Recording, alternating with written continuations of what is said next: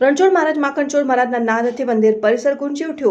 જગતનો નાદ કાળિયા ઠાકોરનું બાલ સ્વરૂપ રણછોડ મહારાજના નાદ સાથે ચાંદીના રથમાં બિરાજમાન થઈ નગરચર્યા નીકળ્યા। ડાકોરમાં 252મી રથયાત્રા નીકળી। જ્યારે અષાઢ સુદ બીજ એટલે રથયાત્રા સમગ્ર દેશમાં ભગવાન જગન્નાથની રથયાત્રાના ઉત્સવ ઉજવાતો હોય છે। જે રણછોડના નાદ સાથે નીકળી રથયાત્રા ડાકોરમાં ભક્તોનો સાગર આ રથયાત્રામાં જોડાય। ડાકોર મંદિરમાં 11 પરિક્રમા ફર્યા બાદ रथ मोटा दरवाजे थी प्रयाण करी सवारे 9 कलाके पुष्प नक्षत्र में भगवान चांदीना रथ में विराजमान थई मंदिर में 11 परिक्रमा फर्या बाद मोटा दरवाजे थी बहार निकळ्या।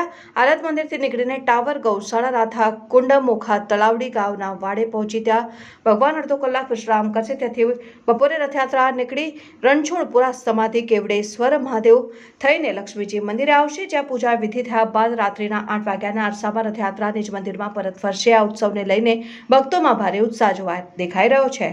गांधीनगर से आई हूँ। एक्चुअली हम राजस्थान के रहने वाले हैं, पर यहाँ रणछोड़ राय जैसे द्वारका में जो कृष्ण भगवान का महत्व है, वैसे ही रणछोड़ राय का महत्व है।